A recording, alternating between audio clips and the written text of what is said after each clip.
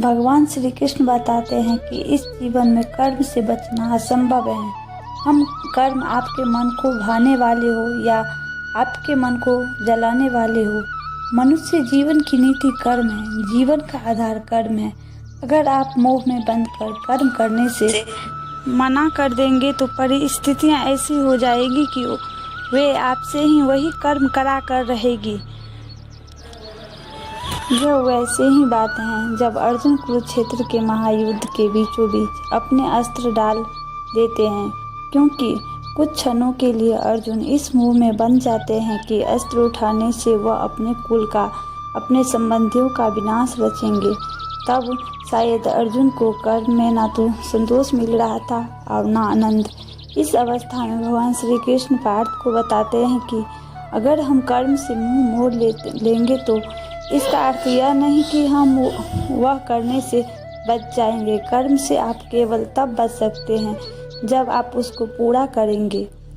अब यह आप पर है कि आप अपने कर्म को धर्म समझकर करें या बोझ समझकर। आपके कर्म को आप कौन सी भावना से करते हैं वह पूर्ण रूप से आप पर है, लेकिन करना तो पड़ेगा, इस तरह या उस तरह। देखिए, बोझ समझकर करेंगे तो जीवन भारी और कठोर लगेगा। धर्म समझकर करेंगे तो सेवा भाव से कर्म करेंगे तो ऐसे लगेगा कि आपके हाथों भला हो रहा है।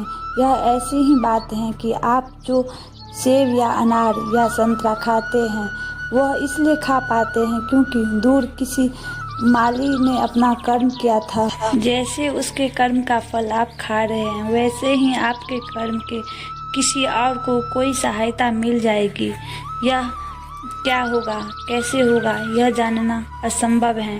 पर साधारण से साधारण मनुष्य भी अगर अपने मन में यह विश्वास बना ले कि उसके कर्म से किसी का भला हो रहा है, तब उस कर्म में धर्म और सेवा दोनों ही मिल जाते हैं। हम सब इस बात को किसी न किसी रूप में मानते ही हैं और करते भी हैं। जैसे हम अब ऐसी नौकरी करें जो हमें उतनी पसंद नहीं होती, लेकिन उस नौकरी से हमारा घर चल रहा हो या हमारा परिवार खुश रह रहा हो तो हम हमारा मुंह छोड़ देते हैं। इसी कर्म में धर्म में भाव मिलता है।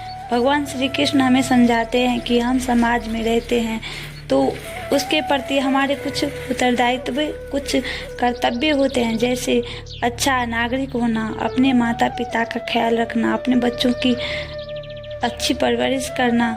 ये कर्म भी हैं और हमारा धर्म भी है। इसीलिए अगर मन विचार से डगमगा उठा है कि आप यह सब कैसे करेंगे, तो ऐसे नकारात्मक विचार छोड़ दीजिए। इसकी जगह पर हम यह विश्वास रखें कि अगर इस कर्म का उत्तरदायित्व भगवान ने दिया है, कि समर्थ और धैर्य भी भगवान ने आपको दिया है।